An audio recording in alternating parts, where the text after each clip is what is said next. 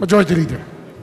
Mr. Speaker, prior to the approval of the budget of the Department of Finance, one member wishes to interpolate the Honorable Chairman. May we recognize the Honorable Marc Douglas Cagas from the 1st District of Davao del Sur. The Honorable Cagas is recognized.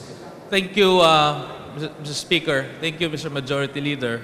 I would agree with the Majority Leader that before we approve the budget of the Department of Finance, this representation would respectfully ask few questions to the distinguished sponsor, who is also my colleague from Davao, Mr. Speaker, Mr. Chairman.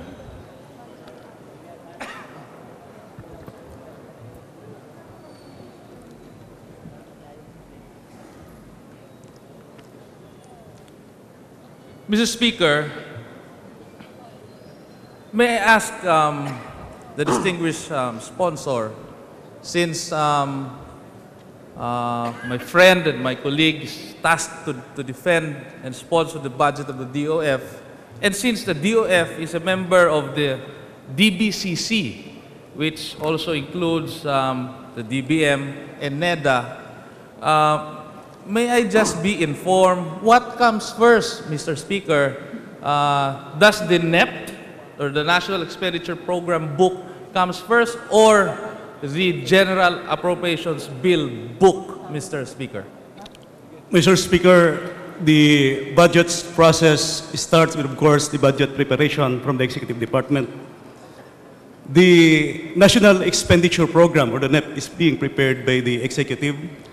And for this year, 3 books were submitted to the House of Representatives. That includes the NEP, the summary of the staffing pattern, and the other is the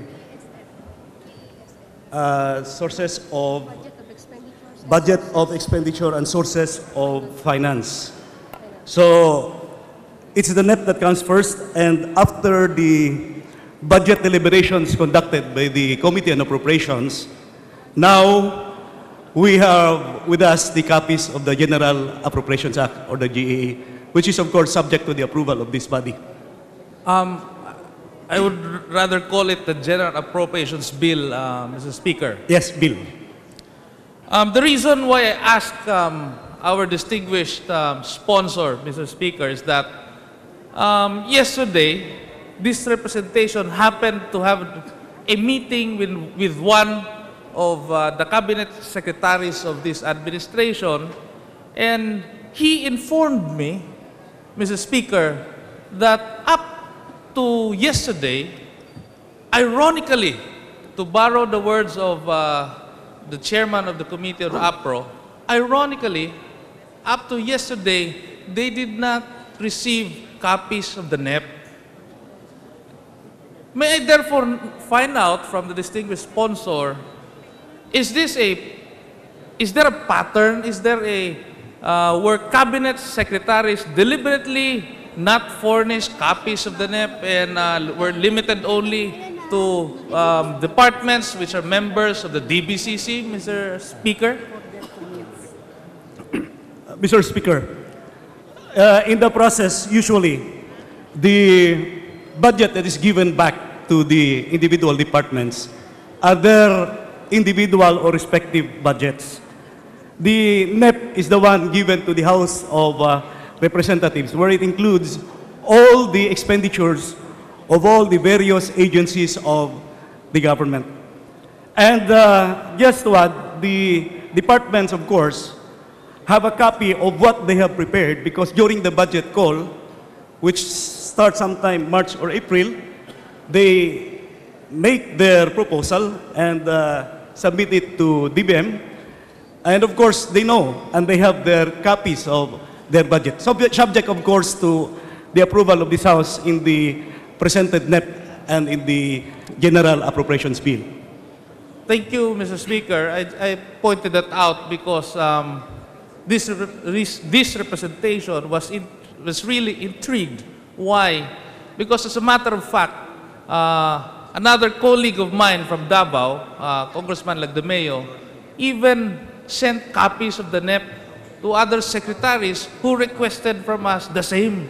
Because they themselves felt that the DBCC was withholding something from them, which the other cabinet secretaries are also supposed to be entitled to have, because they ought to know, not only coming from their finance officers, but coming also from the office of the President, Mr. Speaker, or the DBCC, Mr. Speaker.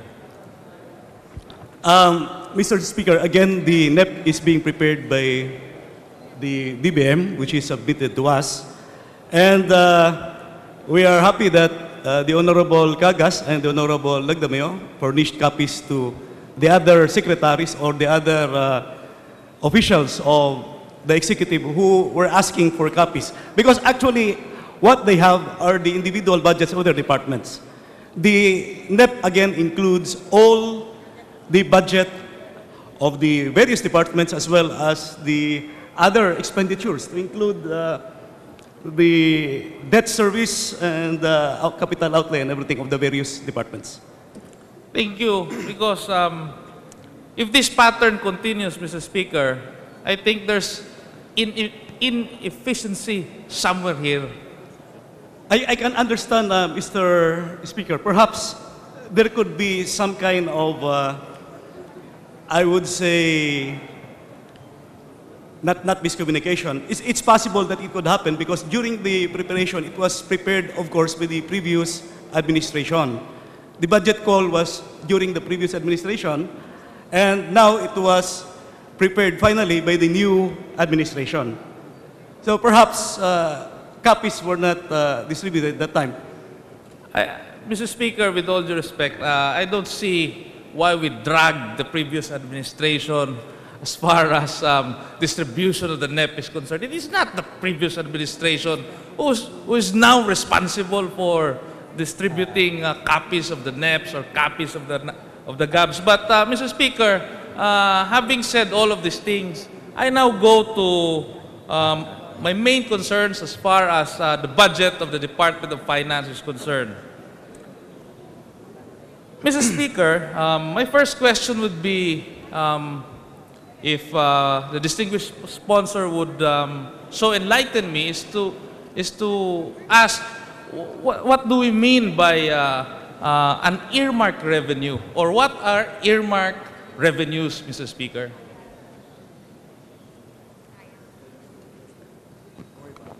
For this year, the earmark revenues for 2010, our total revenues expected is about 1.294 billion.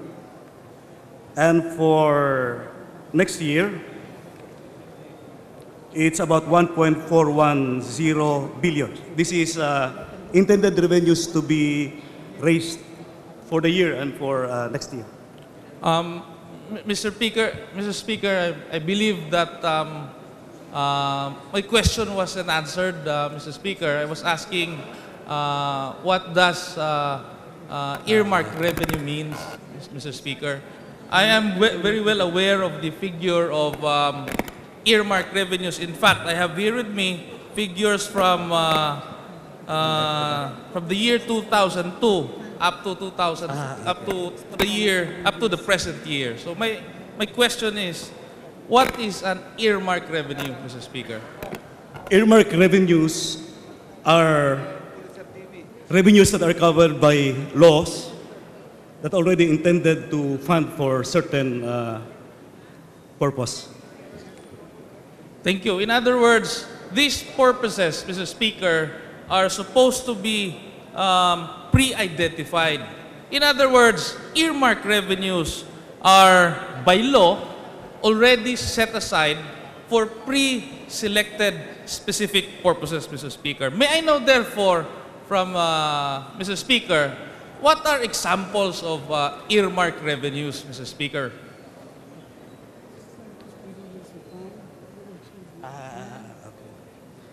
The examples of earmark revenues are the MBUC fund, for example.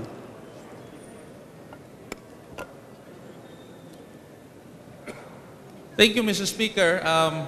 I'm very happy that the distinguished sponsor gave as an example the Motor Vehicles and Users Law, Mr. Speaker. The authors of the MBUC must be very, very proficient as far as looking for ways as well as looking for means, because as part of the job of the Department of Finance is looking for ways and revenues to fund ways that would become later on programs and projects of the government. Just for the record, may I simply ask Mr. Speaker, the distinguished sponsor, what agency implements the MBUC, Mr. Speaker? In the case of MBUC, Your Honor, it's the Department of Public Works and Highways. Thank you. And the OTC. Yes, thank you, Mr. Speaker. And what agency is tasked to collect the MBUC, Mr. Speaker? These are the tax collected from the licenses from the Land Transportation Office. And Mr. Speaker, what is the lifetime of funds coming from the MBUC?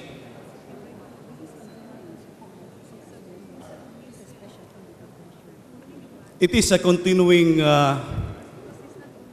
fund, so it's lifetime.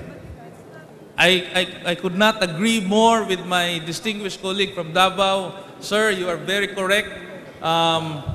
However, the next few questions about the MBUC is not really for the DOF, but I'll reserve it later on for DPWH, because the MBUC funds coming therefrom should be properly and equitably distributed amongst the legislative districts found within in the country, Mr. Speaker. Now, I have observed, Mr. Speaker, that there are two types of earmark revenues. Would the distinguished sponsor corroborate this statement?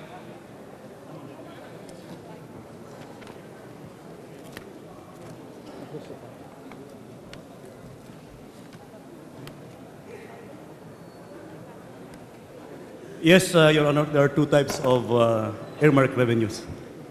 Yes, to be specific, earmark revenues are classified into two: the general fund proper and the special accounts general fund.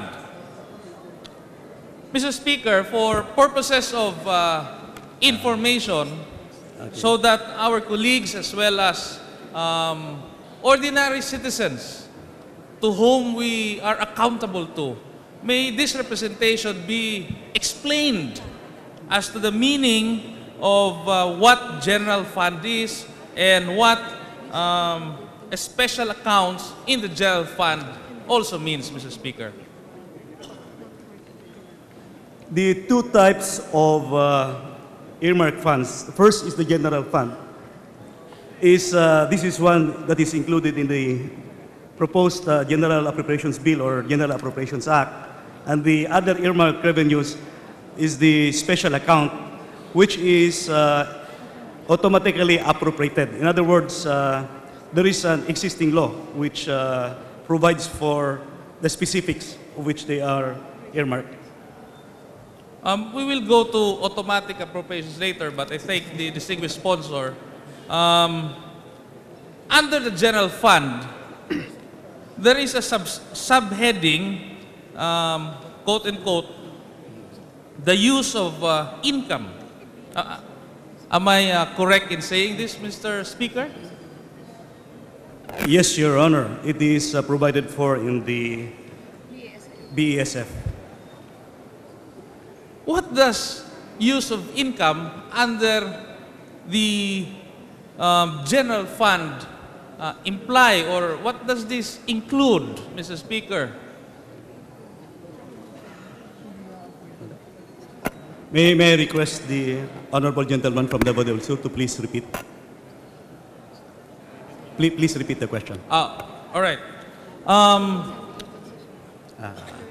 Simply, Mr. Speaker, I just want to find out what the use of income means. Meaning, ano ba ang saklaw nito? Ano ba ang napapasaloob sa term na use of income? At ano ho ba ang ibig sabihin ng term na use of income under the provision of general fund, Mr. Speaker?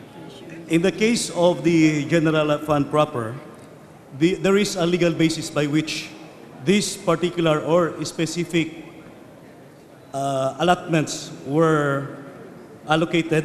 So there is, for example, a General Appropriations Act or a Republic Act, and the particulars for which they have been appropriated. Yes, in fact, Mr. Speaker, the basis of the Office of the Secretary under the use of income, again, under the general fund, the legal basis thereof is Executive Order 282. If we go on further down the line, the legal basis for is EO 1042, and for the Bureau of Customs, the legal basis would be EO 592. Having said that, Mr. Speaker, I have here a copy of, this is practically, Mr. Speaker, a history of the use of income. I'm sorry, distinguished sponsor, I wasn't able to come up with a presentation para malinaw sana na ilagay ko sa screen. But just to say, Mr. Speaker, May I request, Mr. Speaker, the executive order that was cited by the gentleman from Davao del Sur? The number of the executive order, Your Honor. no, I'm already asking, Mr. Speaker, the use of income, Mr. Speaker. I'm way past that already, Mr. Speaker. So, as I've said, if I may continue, Mr. Speaker, from 2004, Mr. Speaker, under the office of the Secretary as well as of the BIR, they have more or less similar figures. They have roughly 50 million from 2004, and then 2005, the same 50 million, 2006, 50 million, 2009, 50 million. I skipped 2008 because there was an abrupt increase, Mr. Speaker, from 50 million to the amount of 229.45 million, Mr. Speaker. May I therefore know from the family of the Department of Finance, through the distinguished sponsor, the reason of this abrupt increase in the year 2008, Mr. Speaker. Is the gentleman referring to Executive Order number 592, imposing the mandatory payment of container security fee in the implementation of the non-intrusive container inspection system project of the Bureau of Customs and creating a trust fund for the use thereof? Yes, correct, Mr. Speaker. Executive Order 592, Mr. Speaker, the particulars of which 25% of its income must come from the container security fee. May I just ask from a DOF family through our respected colleague from Davao, the sponsor, why was there an abrupt increase in the year 2008 as compared to the previous years, Mr. Speaker? Ito yung ginamit sa lolo. Ito yung ginamit sa lolo. Ginamit sa lolo. Pero ito yung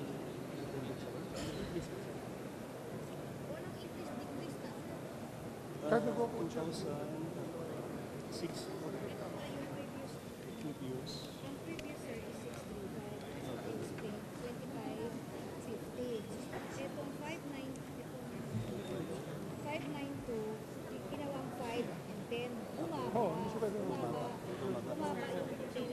Sa likod, muna From white 25 to 5.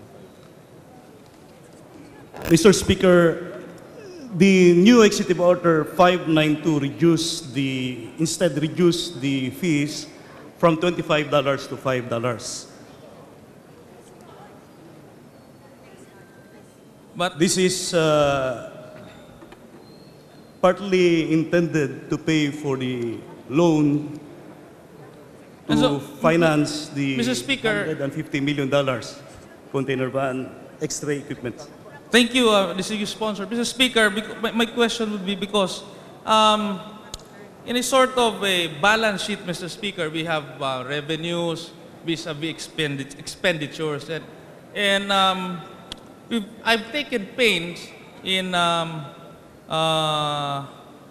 comparing the revenue and expenditure, since we are concerned with the budget of the DOF, from the year 2004 and to 2010 as well as 2011.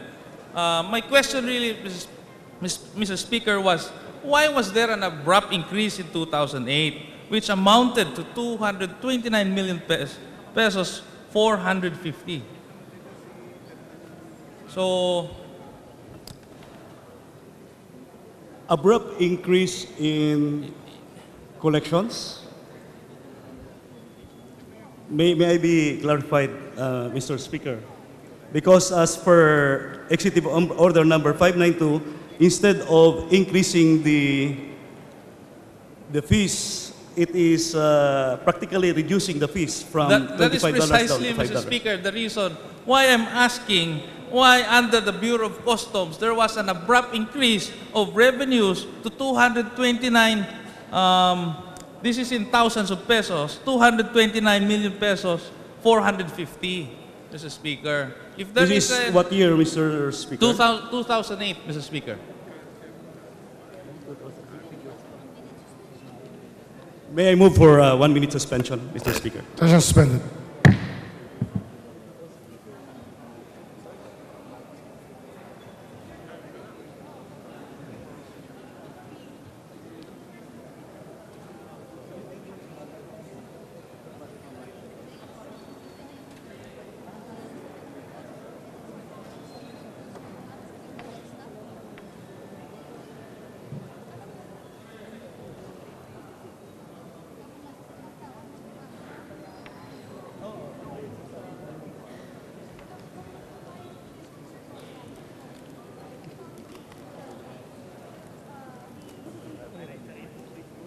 Mr. Speaker, I am now ready. Session is resumed. Mr. Speaker, there was higher income in 2008. There was, the economy was somehow recovering from the Asian economic crisis, higher collections. And the increase in the revenues in the Bureau of Customs was intended to pay for the loan for the X-ray machines that was granted through a loan from the government from the Chinese government, Mr. Speaker. Thank you, Mr. Speaker. I'm very glad that the distinguished sponsor mentioned that in the year 2008, when the President was still Gloria Macapagal-Arroyo, that there was a significant growth and good collection as far as the Bureau of Customs is concerned. Yes, Your Honor. And in fact, there was, in 2008, there was, the deficit is smaller because if we remember, this was a kind of a windfall from the VAT that we have. Because of the, I remember the time that the exchange rate went up. And because of the increase in the peso to the dollar rate, collections in the Bureau of Customs was higher. Importation was higher because the equivalent of the collection was higher because of the higher rates of the dollar at the time. Thank you, Mr. Speaker.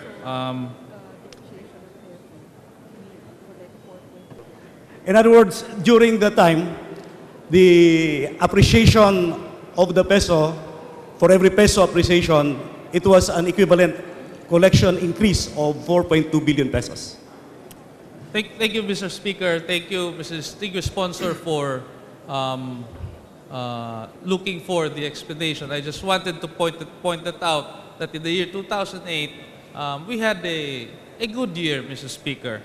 Let me now go to second part of earmark revenue.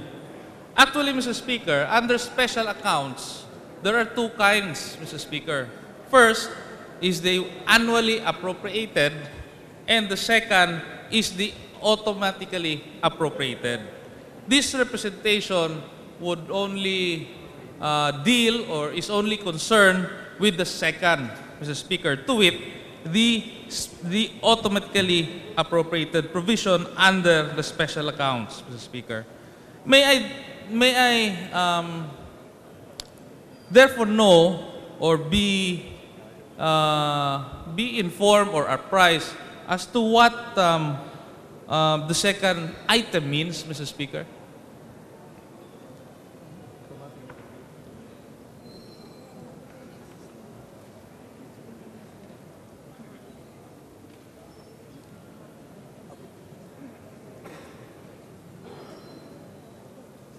In the case of the second set of automatically appropriated or earmark revenues, there are already existing laws that allowed their automatic appropriation. Like there were Republic Act, for example, Republic Act 9496, which allows the collections from the Bureau of Customs from the importation of agri-products within minimum access volume and proceeds from loan repayments to the amount of which is allocated to the Agricultural Competitiveness Enhancement or ASEF, and all the other laws that were passed that provided the basis for this automatic appropriation. Mr. Speaker, under the Yellow Book, or I guess this is Book 3, the budget of expenditures and sources of financing, which I practically based my questions, Mr. Speaker, I've noticed that the sponsor is correct that there are already existing laws which are legal basis thereof. I've noticed, Mr. Speaker, that there are provisions for insurance commission fund, the pre-need fund, the BIR, the privatization management office, as well as of the Bureau of Customs, Mr. Speaker.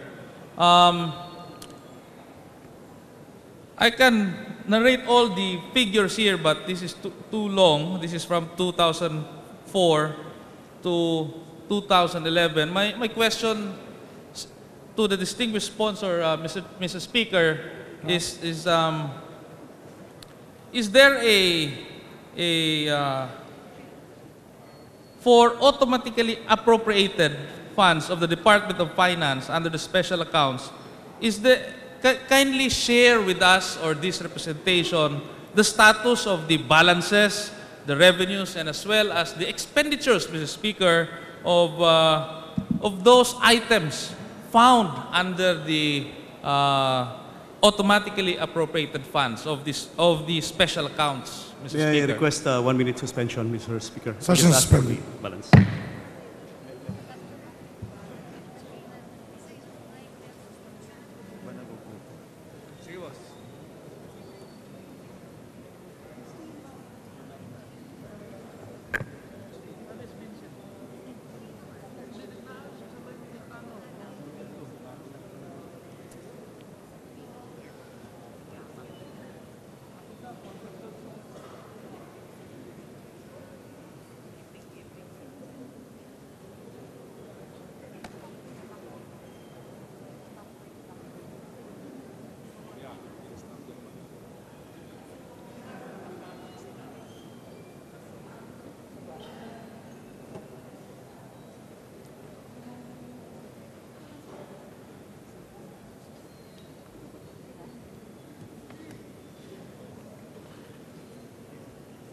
Revenues as are follows.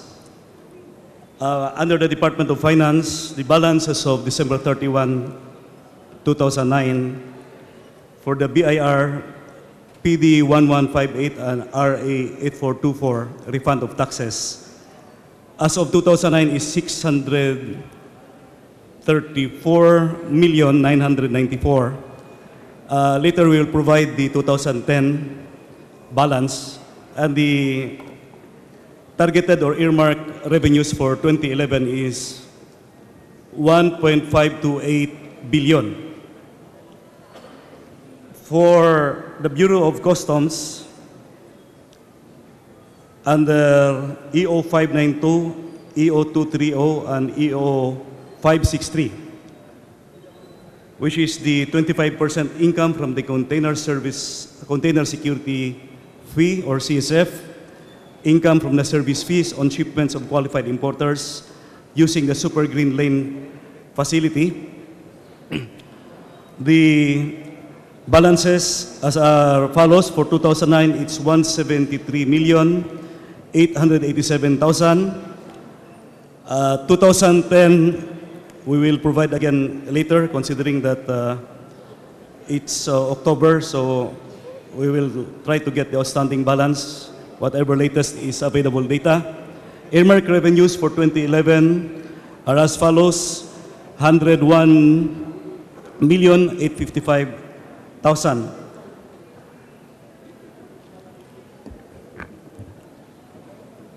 Thank you, Mr. Speaker. I understand if the gentleman from Davao del Sur has a copy, it's in page 195 Yes. of the BSF. Yes. Thank you, Mr. Speaker. The reason why I asked whether there's a balance or a sort of a balance sheet, Mr. Speaker, because this would lead me to my next query, Mr. Speaker. May I find out if there are GOCCs under the auspices of the Department of Finance, Mr. Speaker? Are there GOCCs under the auspices or the ambit of the Department of Finance, Mr. Speaker?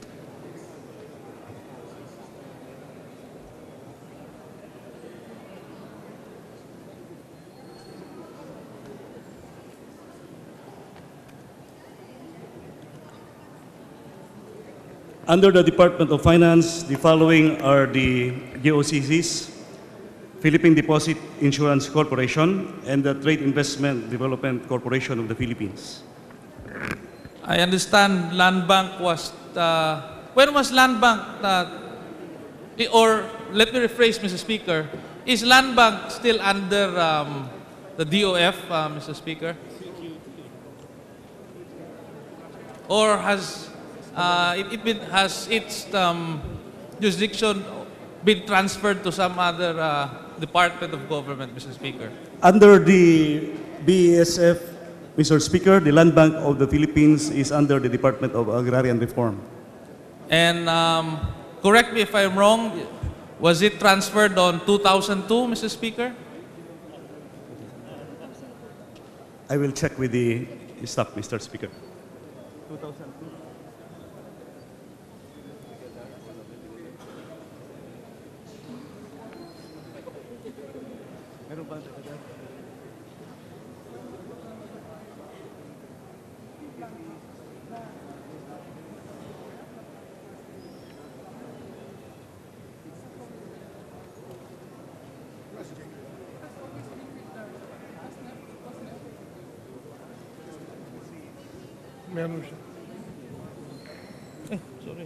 Mr. Speaker.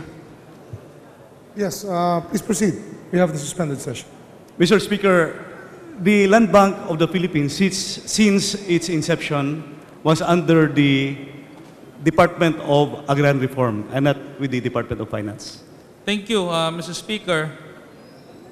I've noticed, Mr. Speaker, and thank you to the distinguished sponsor that he mentioned that Trade and Investment Development Corporation as well as PDIC or the Philippine Deposit Insurance Corporation are under the auspices of the Department of Finance, Mr. Speaker.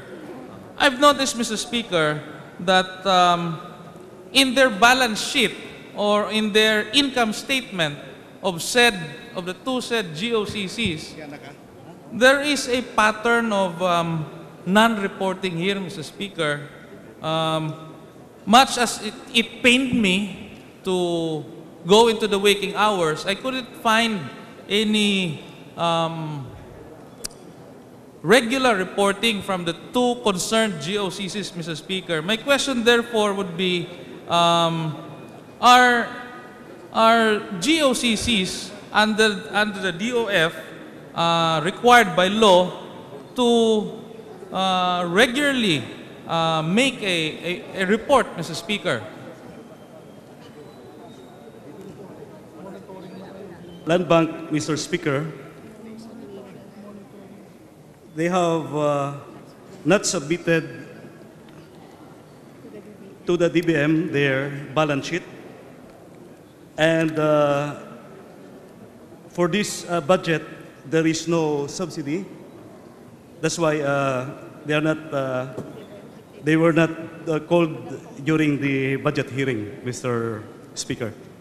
Well, Mr. Speaker, it's required by law, Mr. Speaker, that again, the Trade and Investment Development Corporation of the Philippines, or the PDIC, submit, Mr. Speaker, on a regular basis, Mr. Speaker, a report, Mr. Speaker, of their statement of assets and liabilities, their balance sheet, as well as their income statement, Mr. Speaker. The financial institutions, which include they do submit their financial statements regularly to the central bank. But if the gentleman from Davao del Sur would wish that we require Land Bank to submit their audited financial statements to this House, then maybe we can ask them to submit, Your Honor. Mr. Speaker, it is not only my wish, Mr. Speaker. It is not only me that is insisting on a regular reporting by the GOCCs, but may find out from the, at least from the DOF family. You're made of highly intelligent people. What law does... Are we not required by law to make a regular reporting, Mr. Speaker? In the case of Land Bank, as reported, they do regularly submit their financial statements to the DOF, but it was only in the DBM that they were not able to submit. It was the DBM who prepared this budget, Your Honor. Well, Mr. Speaker, let me just cite from the official Gazette of 2010, Mr. Speaker, this is under the special provisions, Mr. Speaker. There are three provisions here that for this representation may govern the requirement as to the submission of regular reports. May I read it, Mr. Speaker, for informative purposes? Section 5, Mr. Speaker, submission of corporate operating budgets and other related financial statements. All GOCCs, including GFIs, shall prepare their fiscal year 2010 COBs in accordance with DO number 518, series of 1979, and the procedures and guidelines prescribed by the DBM, and so on and so forth. Section 15 of the same, Mr. Speaker, provides for the remittance of cash dividends. Cash dividends to at least 50% of the annual net earnings of GOCCs shall be remitted to the National Treasury pursuant to RA number 7656 as income of the General Fund. And lastly, Mr. Speaker, Section 16 of the same, submission of quarterly reports, Mr. Speaker, as clearly indicated in the official Gazette, GOCCs shall submit to the DBM. Number 1, to the DBM. Number 2, to the House Committee on Appropriations, Mr. Chairman. Meaning, our Committee on Appropriations of this Congress, Mr. Speaker, and the Senate Committee on Finance, their quarterly corporate financial, fiscal, and narrative accomplishment reports within 30 days after the end of each quarter. That is why, Mr. Speaker, I pointed out that it's not a matter of letting Land Bank or these concerned GOCCs appear before budget briefings, but it is a matter which is required under the official gazette, which was previously approved by the previous Congress, Mr. Speaker. Let me therefore, Mr. Speaker, go to, as I am about to end, go to next of a very few questions, Mr. Speaker. The topic would be on non-tax revenues, Mr. Speaker. Ang sa akin lang naman po, kasi yung tax revenues, klaro na po yun eh.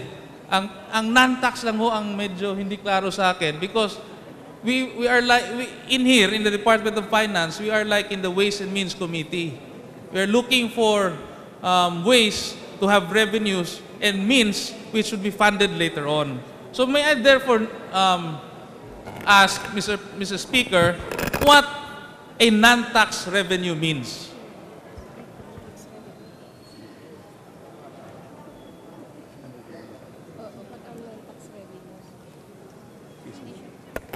Mr. Speaker, first of all, I agree with the gentleman that the government-owned and controlled corporation, as well as the financial institutions, must submit the report, quarterly report. And now that I am a member of the Committee on Appropriations, I would impose and I would do my best that these institutions would submit the required quarterly reports.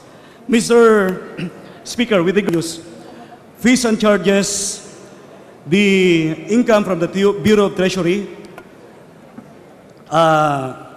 income from government services, interest on deposits, interest on advances to government corporations, income from investments, interest on bond holdings, guarantee fee, gain on foreign exchange, national government income collected by the Bureau of Treasury, dividends on stocks, national government share from airport terminal fee, national government share from PAGCOR income, national government share from the MIA profit, and other fees and charges remitted to the Bureau of Treasury. Also included are the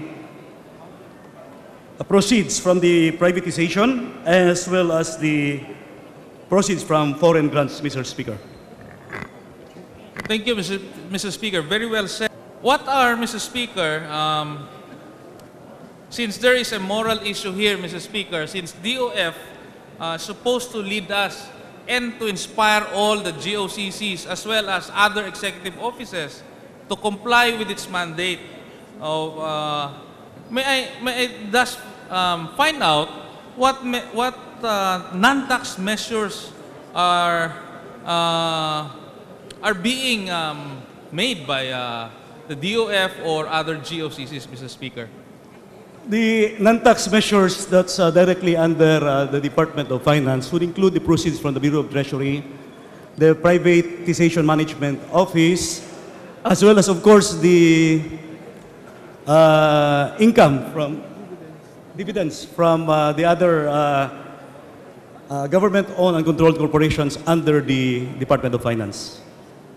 And may I know the status of each non-tax measure, Mr. Speaker? Mr. Speaker, this year, 2010, the following collections are reported as non-tax revenues of the national government. They are as follows: from the Bureau of Treasury, 40.2 billion; from fees and charges, 36 billion; from privatization, 0.4 billion; from grants, 0.4 billion. I have also here the total non-tax revenues for as of August 2010 is 77 billion pesos, Mr. Speaker. Thank you, Mr. Speaker. I'd like to thank my distinguished colleague, the distinguished sponsor, Mr. Speaker. The only reason why I took pains in really trying to enumerate the the numbers, Mr. Speaker, is that the DOF should encourage the GOCCs, Mr. Speaker, let me stress, again, under the official gazette, Mr. Speaker, to make quarterly reports. Let us make this a habit, Mr. Speaker, since the President himself espoused that we should take the righteous path, or in Filipino, ang matawid na daan. And with that, Mr. Speaker, I thank my distinguished colleague from Davao for his patience and for intelligently answering my questions, Mr. Speaker. Thank you, Mr. Speaker. Thank you, distinguished sponsor. Thank you, Mr. Speaker. I am honored by the very beautiful words and comments of the gentleman from Davao del Sur. Thank you, Mr. Speaker. Majority Leader.